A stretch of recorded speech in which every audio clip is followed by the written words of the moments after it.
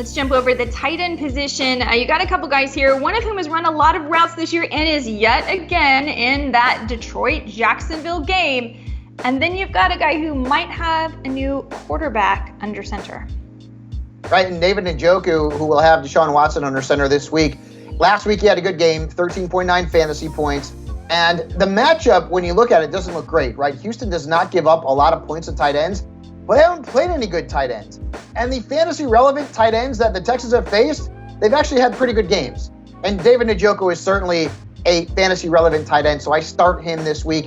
And then Evan Engram, throw the dart. I understand, 7.6 combined fantasy points in his last 3 games. That stinks. But Detroit, you want to talk about something that stinks? Their defense against tight ends. They've allowed 7 touchdowns and the 4th most points to tight ends. And by the way, 75% catch rate against Detroit. The tight end position has thrived against them. So if you're looking for help, Evan Engram is worth a look.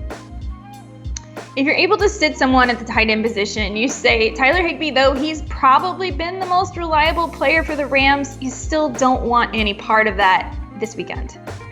Here's the problem. The matchup is phenomenal, right? The Seahawks stink against tight ends, but Tyler Higbee didn't score a point last week. He didn't get a target last week. The Rams' offense is just trash. It is a dumpster fire and a dumpster fire. The quarterback position is a mess.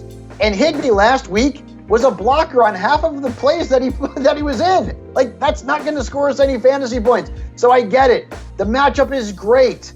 Maybe you're desperate and you got to play him. He's probably going to be ranked at the low end of the tight end ones. But if we see the same thing we saw last week, Tyler Higbee's going to be a dud. And the same thing is going to go for Cole Kmet. The Bears have issues at the quarterback position. Justin Fields is banged up. Darnell Mooney's now out for the year, which means defenses can kind of focus on Cole Kmet if they need to, especially down in the red zone. And the Packers, for as bad as they've been lately, it's been mostly against the run. When you look at the numbers, 8th fewest fantasy points allowed to the tight end position. So they've been tough on tight ends. Cole Kmet, whether it's Justin Fields under center or not, I am fading him this week. Tight end's a mess.